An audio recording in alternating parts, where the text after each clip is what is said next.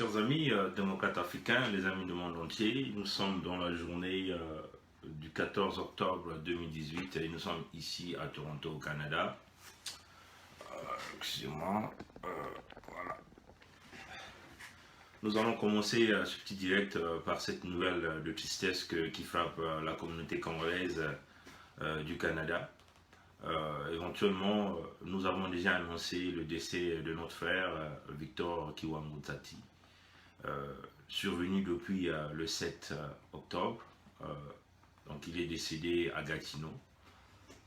Bon, il y a plusieurs communiqués qui se passent, des informations qui se passent. Hier, c'était les premières veillées organisées. Donc plusieurs Congolais sont venus assister. Donc nous tenons déjà à remercier tous les Congolais qui sont venus à cette veillée hier, vendredi et samedi à Gatineau. Bon, comme vous le savez, Victor Kiwangoutsati, rapidement je vais vous parler de lui. Pour ceux qui ne le connaissent pas, vous pouvez aller le chercher sur Facebook. Vous allez certainement retrouver cette page-ci. Voilà, vous allez retrouver cette page-ci. C'est lui, monsieur Victor Kiwangoutsati, un résistant, l'un de nos compatriotes dans le combat, qui s'est battu pour le Congo. On peut le dire que Victor Sati, c'est aussi le coordonnateur de la convention de la diaspora des Congolais du Canada. Victor Sati, c'est un ami, un frère, un grand esprit, un très proche de moi. On peut dire il représentait ce bras fort de la résistance au Canada. Par ses publications, vous pouvez regarder ses vidéos, ses publications, vous remarquerez tout ce qu'il a fait. Les grands projets dans tout le voyage qu'il faisait, dans la recherche des solutions du problème du Congo, nous l'avons fait avec nos propres moyens et que Victor Kiwangoutsati s'est présenté comme le garant de ce sacrifice à effectuer tout ce voyage dans la recherche des solutions du Congo. Bon, c'est un compatriote qui vient de nous quitter. Donc nous sommes très attristés, nous sommes avec la famille, nous assistons la famille, nous assistons aussi la communauté. C'est une perte pour ce combat que nous sommes en train de mener, chers amis. C'est ça la réalité, une véritable perte.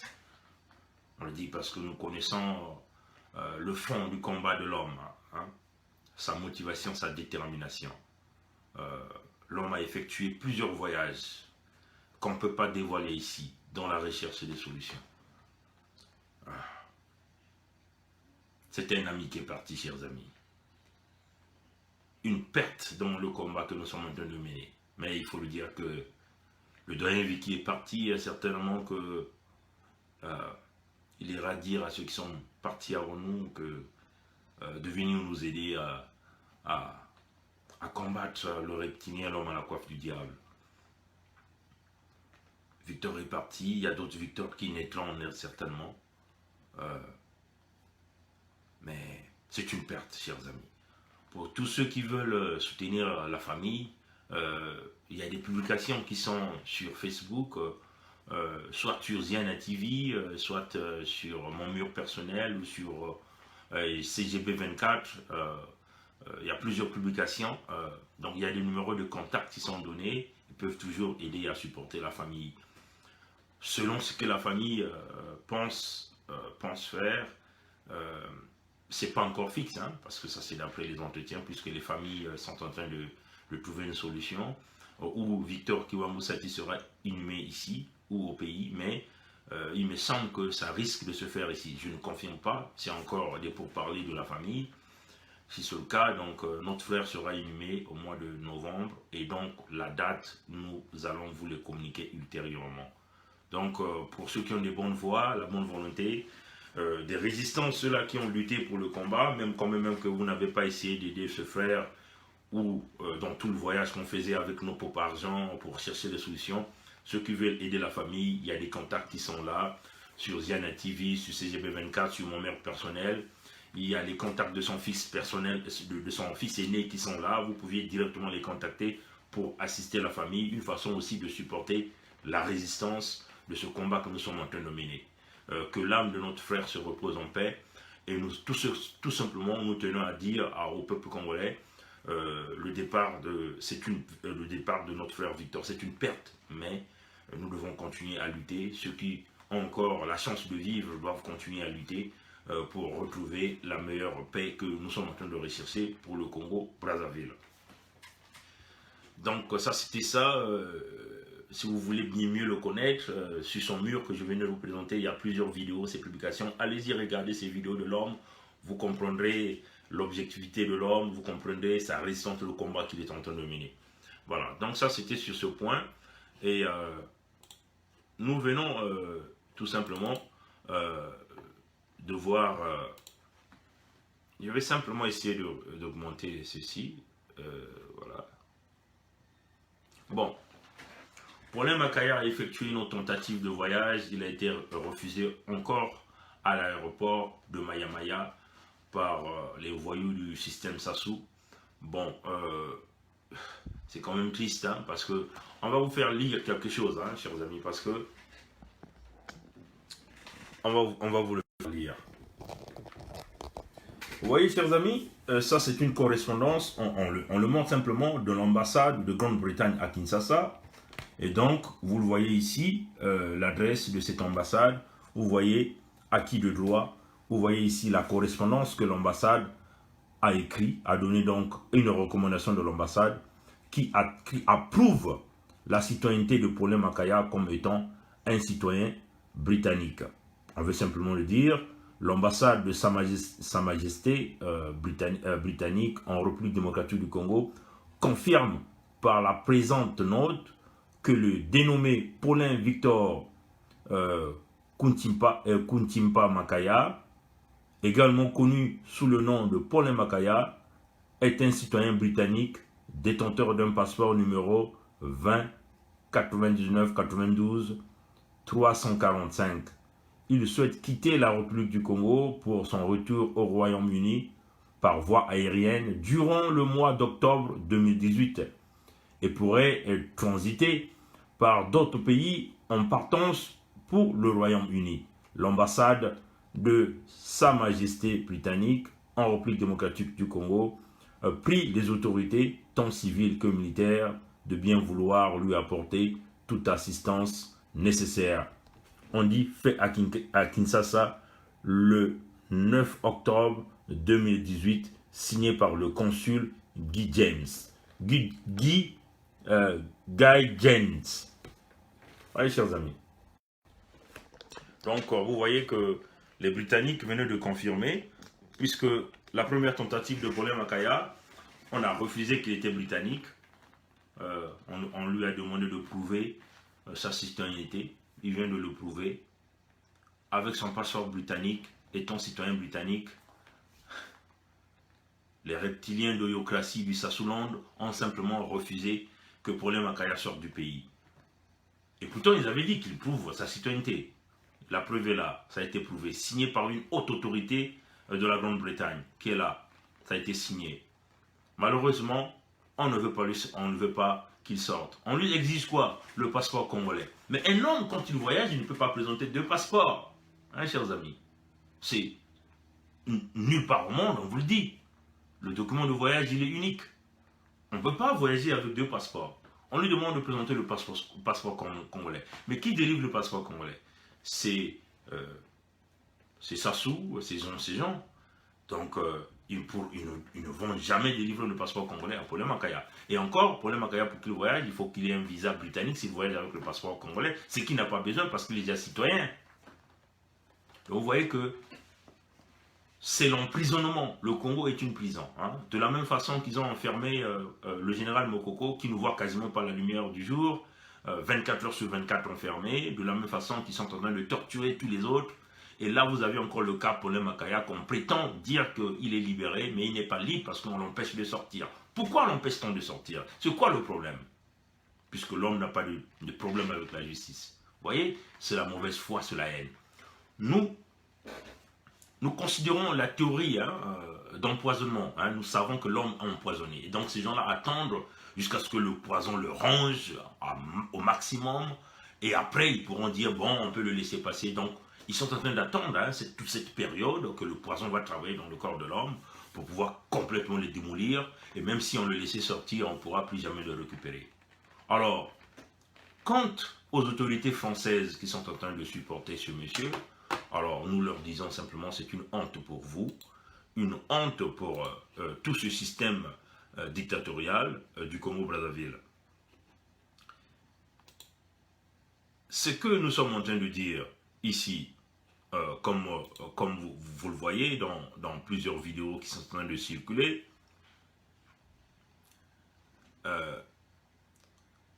le Congo demeure une prison à ciel ouvert. Malheureusement, nous faisons face à un certain nombre des reptiliens de la mauvaise espèce, on peut le dire des reptiliens d'oyocratie, même du système, on peut simplement le dire, du système France-Afrique, qui sont en train de soutenir Sassou. Bon, quant à tout cela que nous sommes en train de regarder au Congo, mais le président français Emmanuel Macron, qui est censé être, on peut dire, l'homme qui ne croyait pas à la loi du plus fort, selon son discours qu'il a fait au tribunal des Nations Unies, vous voyez qu'il fait le contraire. L'homme qui s'est montré comme le grand champion, défendeur des inégalités, il est en train de faire fausse route. Chers amis, nous allons simplement vous présenter une scène dans laquelle qui démontre l'hypocrisie au grand rang de la France, l'hypocrisie de cette France-là qui pille les économies du Congo et qui a mis le Congo sous terre, qui détruit le Congo, qui détruit la politique au Congo. Et que cette France que nous allons balayer au Congo-Brazzaville quand le moment arrivera où nous chasserons Sassou. Parce que c'est cela, il faut boycotter tous les intérêts de la France au Congo. On ne pourra plus faire cette coopération. C'est une erreur pour le Rwanda, parce que le Rwanda pense aller coopérer avec la France en acceptant que la France se rapproche encore de lui pour continuer à piller les minerais de la République démocratique du Congo, mais c'est une erreur que Paul Kagame venait de commettre. Paul Kagame voit certainement ça comme un moyen de pouvoir augmenter sa puissance dans les institutions internationales, mais on dit à Paul Kagame, c'est une fausse route que vous avez prise en essayant de ramener le venin le plus dangereux, le plus mortel, qui n'aime pas nous là, les Français. C'est ça la réalité. Les politiques françaises, ce sont les politiques les plus destructrices, des politiques qui tuent, des politiques qui détruisent. Lors de leur sommet de la francophonie qu'ils ont réalisé, il y a eu, ça c'est juste les briques, des petits, avant qu'on rentre dans le vif du sujet, il y a eu un mini-sommet. Dans ce mini-sommet, vous allez voir dans la vidéo que nous sommes en train de vous présenter, d'ailleurs au fur et à mesure que nous sommes en train de montrer cette vidéo, nous allons continuer notre discours, vous voyez. Et donc je vais simplement essayer de jouer la vidéo. Vous le voyez là, vous avez là Idriss Déby qui est là à côté, vous voyez Sassou Denis qui est là, vous voyez Macron, le lion, l'homme à la calvitie, le sorcier de l'Afrique, dont l'Élysée, voilà comment il se rapproche de son ami. Et vous voyez Moussa Faki, qui est le président, je crois, du Conseil de l'Union africaine. Vous voyez le président Touadéra, vous voyez le reptilien, ainsi de suite. Et là, vous voyez qui? Le lion, que nous pouvons considérer l'homme qui est en train de pouvoir détruire les politiques de Emmanuel Macron. Emmanuel Macron pense avoir un bon conseiller, mais en réalité, cet homme-là, le lion-là, c'est un vampire, on peut le dire, un destructeur. Mais ce scénario que vous voyez là, c'est un mini-sommet. Vous voyez, Touadéra, on l'a emmené comme... il est là, le président Touadéra, et Moussa Faki est là. Là, vous avez Déby, là, vous avez Sassou, là, vous avez Emmanuel Macron. Chers amis, mais c'est comme une convocation. On emmène un enfant pour essayer de lui taper sur la table, de lui dire ce qu'il doit faire. Et s'il ne le fait pas, ce qui va lui arriver. Mais nous demandons aux Africains vraiment de se mobiliser. Il faut soutenir le président Touadéra dans cette démarche de la lutte, de la résistance qu'il est en train de mener. Déby que vous voyez là, il a foutu la merde dans la République centrafricaine. Il a foutu la merde. Avec ses troupes, ils ont armé les gens là-bas. Ils ont armé les anti-Balaka, ils ont armé même l'autre groupe. Vous voyez, chers amis, ils ont foutu la merde là-bas. Déby est parti, on a envoyé Sassou Nguesso, on a envoyé ces mêmes troupes, ils ont foutu la merde. Ce sont eux les pyromanes de la République centrafricaine. Ils ont foutu la merde, bien sûr, avec leur complicité française, la France qui est là. une force des Français qui sont là en République centrafricaine, pilotée par Denis Sassou Nguesso, et avec Déby, ils ont foutu la merde, ils ont massacré le monde en République centrafricaine, vous voyez, chers amis. Et déjà au sommet des Nations Unies, la 73e, le Guillon a manqué de respect au président Touadéra, qui d'ailleurs que nous respectons beaucoup, hein, parce qu'il faut le dire qu'il faut respecter les enfants d'Afrique qui cherchent la solution pour leurs États, une solution réelle, une solution de paix. Le président Touadéra a compris qu'on ne peut pas faire confiance aux gens-là. Donc, dans ce mini-sommet qui s'est passé, on tire simplement des coups de boulet, on peut dire, au président Touadéra, pour lui dire de chasser les Russes qui sont venus au secours de la République centrafricaine. Mais nous remarquons quoi? Depuis que les Russes sont là, il y a quoi? Il y a l'apport humanitaire, il y a le contact avec les populations, il y a la paix qui commence à s'installer. Et vous voyez que là, la France commence à mener la pression en utilisant Sassou et Déby pour essayer de déstabiliser la République centrafricaine, bien sûr, piloté par la France, pour qu'on arrive à un coup d'État en République centrafricaine, pour ramener le pays dans les ruines, et pour continuer à piller le diamant de la République centrafricaine. Et ça nous disant non, en tant que jeunes Africains. Alors, les citoyens demandent, réveillez-vous. Pour qui Sassou se croit? Les deux gangsters de la sous-région, vous avez Sassou, vous avez Biya, et piloté par le colon qui est la France, bien sûr, par des politiciens vampires comme les Drian, comme des gens comme les Kossili, Bertrand Kossili, qu'on a mis comme ambassadeur de France au Congo. Leur plan, c'est piller les minerais, déstabiliser la sous-région, nous voler tout, nous massacrer, nous assassiner. Et ça, c'est des choses à condamner. Bon, on essaie d'empêcher Touadéra de continuer avec sa coopération militaire avec la Russie, d'empêcher Touadéra d'avoir une base militaire russe au niveau de la République centrafricaine. C'est quoi le problème de la France? L'Afrique appartient à la France. L'Afrique n'appartient pas à la France. Les gangsters de l'Afrique centrale, vous avez Sassou, vous avez Paul Biya, qui vient d'ailleurs de se faire lire encore avec des scores astronomiques. Vous avez des gens comme des Sassou Denis, vous avez des Bongos qui sont là. Vous voyez comment la merde sont en train de foutre en Afrique. Voilà pourquoi ils sont en train de détruire l'Afrique. Ils maintiennent les dictateurs pour que le franc CFA demeure. Cette monnaie, on le sait, c'est une escroquerie qui est là, le vol, purement et simplement, le vol qui est consolidé au niveau des Nations Unies. Alors, nous savons que l'Occident est contre les politiques russes, mais en tout cas pour le moment nous soutenons les Russes dans ce qu'ils veulent faire parce que nous pensons que c'est une façon de ramener la paix dans cette région-là. Alors, ils ont emmené Touadéra pour une fois encore, vous voyez, Touadéra arrive comme un élève, le complot est déjà fait entre Macron et Sassou, voilà pourquoi Macron supporte Sassou, voilà pourquoi tous les crimes commis par Sassou sont protégés, parce qu'il représente les jokers de la sous-région pour protéger les intérêts français. Alors pourquoi ils ne demanderaient pas à Djibouti de demander aux Chinois d'enlever leur base militaire là-bas? Pourquoi on veut empêcher qu'il y ait une base militaire russe en République centrafricaine? Pourquoi on veut empêcher, on veut dicter la Centrafrique ce que la Centrafrique doit faire pour empêcher la coopération militaire avec la Russie? Les Centrafricains sont libres de signer des accords avec n'importe qui. Et nous aussi, quand nous venons au Congo, on va déballer les accords militaires que la France a. Le Congo-Brazzaville, on n'en a pas besoin. C'est ça la réalité. Vous voyez, chers amis. Donc, quand vous voyez ce genre de mini-sommet, et on essaie de joindre qui? L'Afrique, et Moussa Faki. Et qui est Moussa Faki? Mais c'est un reptilien de ce même rang. Vous voyez, chers amis. Donc, ça ne va rien absolument apporter tant que les Africains ne comprendront pas qu'il faut se débarrasser complètement de la France et des politiques françaises. Nous n'avancerons pas. Vous allez voir qu'ils vont continuer à nous aider. Après Sassou, c'est encore un membre du clan qui vont venir imposer. Et si nous n'ouvrons pas les yeux nous-mêmes, comprenez, chers militaires congolais, que vous ne pouvez pas compter. La France n'est pas une véritable puissance économique et militaire comme vous le pensez. La France vit grâce à l'Afrique. Tous ces complots-là qu'ils sont en train de faire là. La France accroche à l'Afrique. Sans l'Afrique, la France serait pire que la Grèce. C'est ça la réalité. Quand vous venez de voir ce genre de choses, ça donne la colère. Voilà. Donc c'était simplement les mots introductifs. Ça a pris un peu de temps, mais parce que notre direct ne sera pas long. Bon voilà. Donc on a fini ça. Bon, comme nous avons promis, nous rentrons dans le vif de notre sujet. Les compagnies de sécurité, entre guillemets, qui sont au Congo-Brazzaville, quand on fait miroiter que c'est des compagnies de sécurité, mais en réalité, ce ne sont pas des compagnies, c'est des sécurités. Ce sont des armées privées, des armées d'élite, des armées de mercennerie, hein, qui sont là pour protéger les intérêts de Sassou Denis et ceux qui sont au pouvoir. Chers amis, on va vous expliquer un peu vous allez remarquer que les budgets militaires en Occident sont en train de subir des réductions. Donc, quand les budgets militaires sont réduits, les effectifs sont réduits, on coupe dans les achats de matériaux, ainsi de suite, ainsi de suite. Vous voyez, chers amis. Et donc, quand on coupe les effectifs, ceux-là qui se retrouvent dans la rue n'ont plus de place pour aller. Il faut donc trouver un endroit. La plupart du temps, ils finissent de se retrouver dans des armées privées.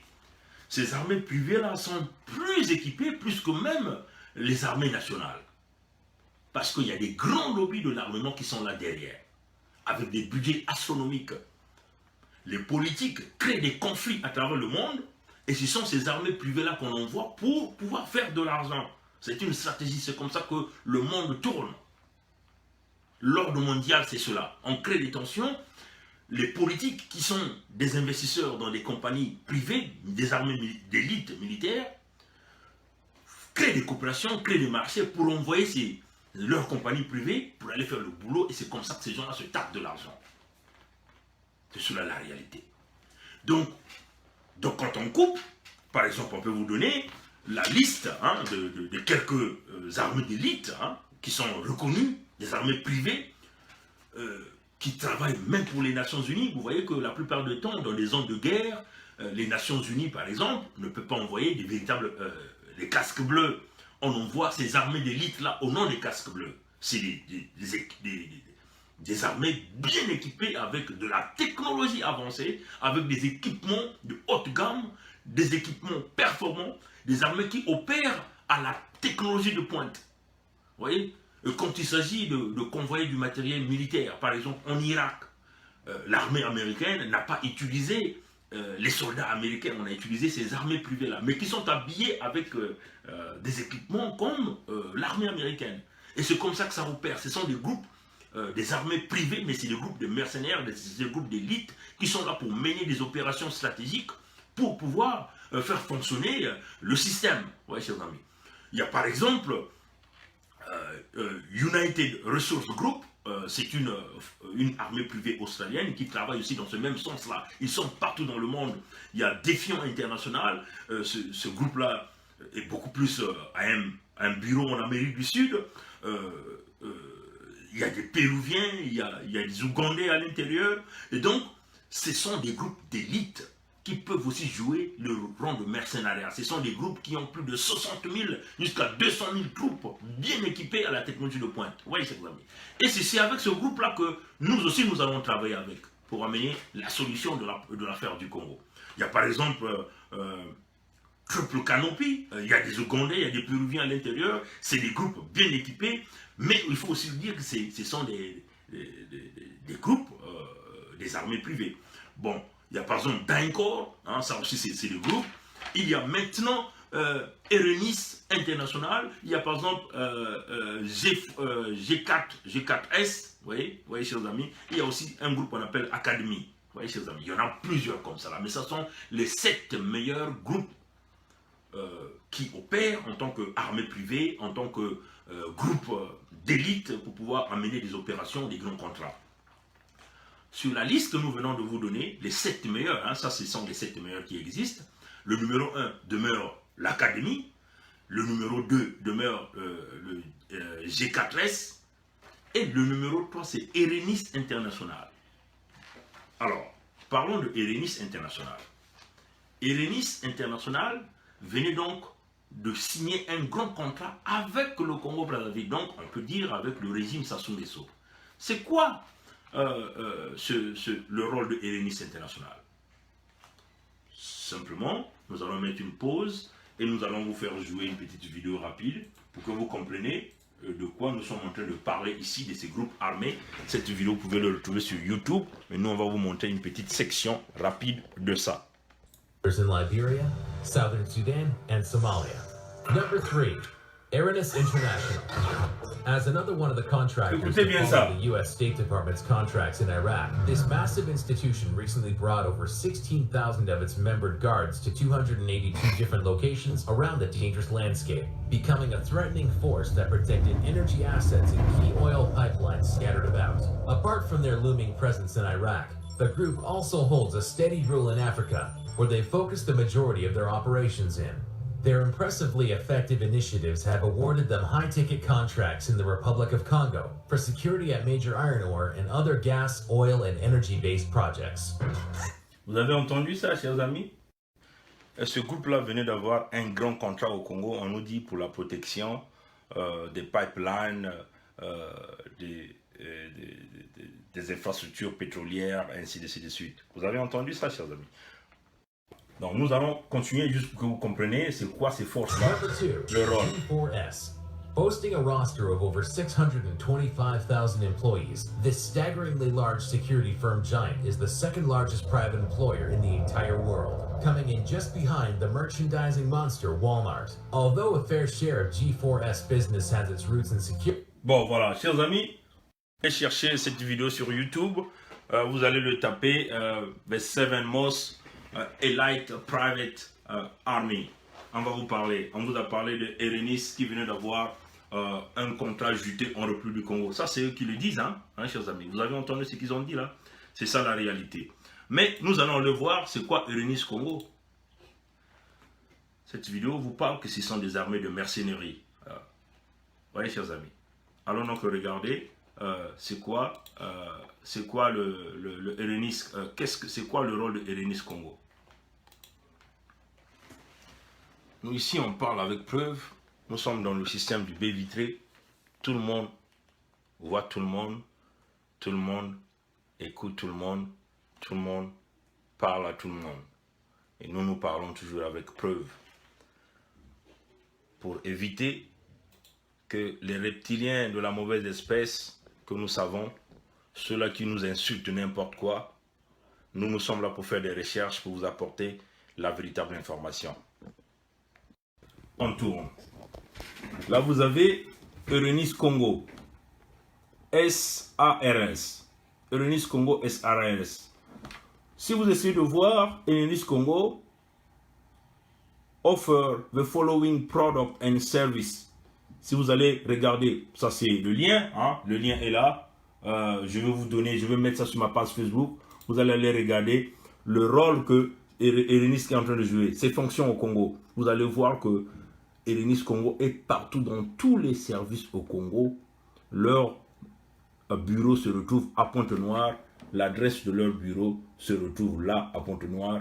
Et vous voyez voir les services que ça rend au Congo. Tout est là à l'intérieur. Vous comprenez que on peut citer par exemple l'exploitation sécurité management, expatriate security management including survey, structure and implementation, manage manpower and uniform personnel, protect security including investment and crime prevention, local workforce represented by trained and qualified. Donc vous allez voir ici que ils sont dans tout le système, même le système d'espionnage au Congo-Brazzaville.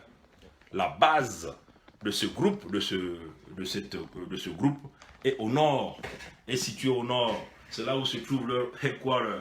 C'est vrai que le bureau est à Pointe-Noire, mais c'est une représentation, mais toute la stratégie se fait au niveau du nord, à Tchambi-Tcholava. Voilà pourquoi vous avez vu Sassou Nguesso a mis en place un aéroport de grande renommée, là où il peut recevoir tous les types d'équipements. Chers amis, on vous avait déjà dit que 10 000 troupes sont reparties dans chaque département, dissimulées dans des petites compagnies, de petites constructions. Ça fait partie de ces groupes d'élite-là, des groupes de mercenaires hyper armés qui ont des technologies avancées, bien équipées pour pouvoir mener n'importe quelle opération. Vous avez l'impression que ce sont des compagnies de sécurité, ce sont des simples travailleurs, mais ce sont des combattants d'élite qui sont là. Leur objectif, c'est protéger le pouvoir du clan. La France est bien informée de cette affaire. La France accepte parce que la France sait qu'ils sont là pour eux, hein, pour protéger les intérêts de la France. Protéger les intérêts de la France et protéger les intérêts du clan. Donc le peuple doit être informé de ça. Seule l'insurrection populaire qui peut pouvoir aider le peuple congolais à sortir de ça. Vous voyez que ça sait que les Congolais de l'extérieur sont en train de travailler. Mais nous aussi, nous allons travailler avec ces mêmes groupes-là. C'est une affaire d'argent dans chaque chose, chers amis. Comme on vous l'avait dit. S'il y a des Erenis au Congo, parce qu'ils venaient d'avoir un grand contrat de multimilliards de dollars. Hein. Vous voyez, l'argent du Congo-Brazzaville que Sassou vient de donner encore pour pouvoir apporter des groupes de rébellion pour protéger le pouvoir dans le clan. Alors, vous comprenez que, peuple congolais, si vous n'apportez rien sur la table, rien ne se fera. Sassou utilise les minéraux du Congo. Nous aussi, nous devons utiliser les minéraux du Congo pour sortir le Congo de cette difficulté. Donc, il faut consulter ces groupes-là. Il faut travailler avec des groupes comme Academy, comme J4S. Il faut travailler avec même Erenis qui est présentement au Congo. On peut travailler avec eux. On peut leur dire, on chamboule Total, on chamboule Eni, on travaille avec vous, on fait le partenariat. Vous assurez la sécurité et nous, on évolue. Voilà pourquoi on vous dit, quand on va chercher Sassou, il faut qu'on emmène les 40 000 troupes. Les 40 000 troupes là, où est-ce qu'on va les avoir? C'est des casques bleus, mais qui viennent sous forme de ces groupes-là, des groupes d'armées populaires, parce que c'est des groupes qui ont la licence de l'ONU, les Nations Unies, la licence internationale. Ils opèrent n'importe où. Il s'agit, c'est une affaire d'argent, chers amis. Ils viennent au Congo parce que ça soit mis sur la table des multimilliards. Mais si vous proposez le double de ça, vous comprenez qu'ils vont être avec nous. Alors travaillons ensemble, chers amis. Il n'y a pas une solution. Il faut chambouler la France, il faut chambouler les autres intérêts. Vous voyez? Donc c'est cela. Bon, on va terminer rapidement. C'est très important. Vous allez donc comprendre pourquoi donc ils veulent augmenter, ils ont donc décidé d'augmenter le budget du Congo. On va vous le montrer tout à l'heure. Ils sont en train de parler de pouvoir augmenter le budget du Congo. Il dit que le Congo-Brazzaville, le gouvernement prévoit un budget de l'année 2019 en hausse de 44%. Mes chers amis, ils disent que parce que le baril du pétrole a augmenté, il faut donc essayer de relancer l'économie. Mes chers amis, nous sommes très informés de ça. Le système du baie vitré, Erenis venait de signer un contrat et éventuellement, le contrat s'est établi à des multimilliards de dollars. Et nous sommes dans le système du baie vitré. Il y a un colonel qui nous a informé. Le colonel qui est dans le lion de Sassou, hein.